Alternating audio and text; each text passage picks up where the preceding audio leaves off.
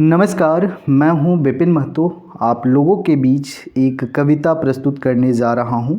कविता का शीर्षक है मैं इंसान बनने की प्रक्रिया में हूं। कविता के लेखक हैं शकील प्रेम। चलिए शुरू करते हैं आज के इस शानदार कविता को। मैंने कहा सूअर से इंसान बनोगे? सूअर ने कहा नहीं, मैं सूअर ही ठीक हूँ। मैंने कहा ऐसा क्यों? क्या तुम्हें इंसान होने का अर्थ मालूम भी है?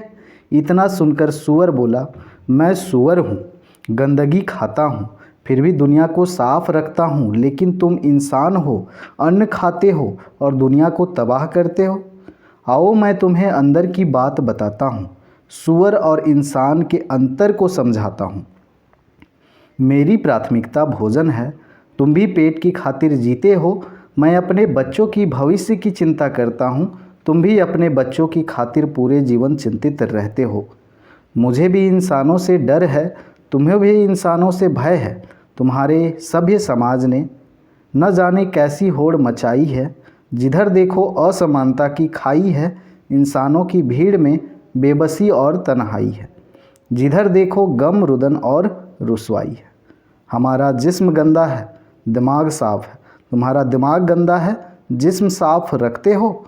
सूअर हम हैं, इंसान तुम हो, जानवर हम हैं, लेकिन हैवान तुम हो। तुम्हारे इंसानी समाज में कोई दिन भर खटता है, कोई चैन से सोता है, कोई पाता है, कोई खोता है, कोई हंसता है, कोई रोता है, कोई ठूस कर खाता है, कोई भूखे पेट सोता है, कोई गंदगी में जीवन ढूंढता है, कोई जीवन में सुख ढूंढता है।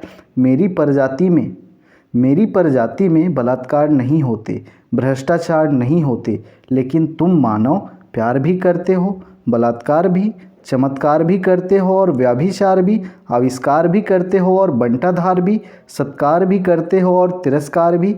इतनी कला गिरगिट की किसी जाति में नहीं, इतनी कला गिरगिट की किसी जाति में नहीं, इतना दोगलापन और किसी प्रजाति में नहीं। भय, भूख, कुपोषण, घृणा, हिंसा और शोषण, क्या यही है तुम्हारी सभ्यता? सूअर की इन बातों को सुनकर मैं सन्न रह गया। मैंने फिर कहा हे महात्मा सूअर, तुम सूअर होकर भी इतने ज्ञानी कैसे हो गए?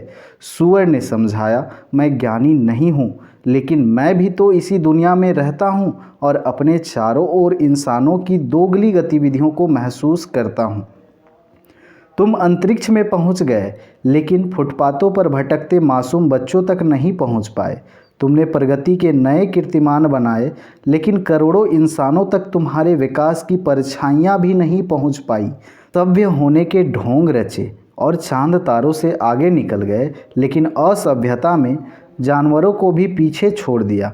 अपनी ही प्रजाति के दूसरे इंसानों के साथ तुमने वह घिनौना काम किया जो इस धरती पर रहने वाला कोई भी दूसरा प्राणी नहीं करता। मानव तस्करी, गुलामी, नस्लवाद, धर्म के नाम पर हिंसा और आतंकवाद, संवेदनहीनता पर आधारित साम्राज्यवाद, क्या यही है तुम्हारी सभ्यता? अपनी ही मादा संतानों के साथ तुमने वह घिनौना काम किया जो प्रकृति का कोई भी दूसरा जीव नहीं करता। बलात्कार और भ्रूण हत्याएं, जिंदा जलाने की प्रथाएं, संगसार करने की व्यवथाएं, नारी को रौंदने की हृदय विदारक गाथाएं, क्या यही है तुम्हारी मनुष्यता? अपने ही लोगों के साथ तुमने वह किया है जो इस सृष्टि का कोई भी दूसरा जीव नहीं कर सकता।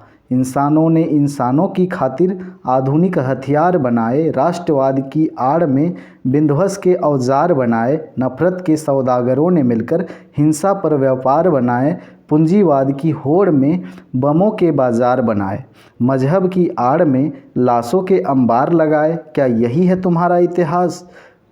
तुम अपने इंसान होने का कितना भी ढिंढोरा पीटो, इस प्रकृति के लिए तुम ही सबसे निकृष्ट जीव साबित हुए हो।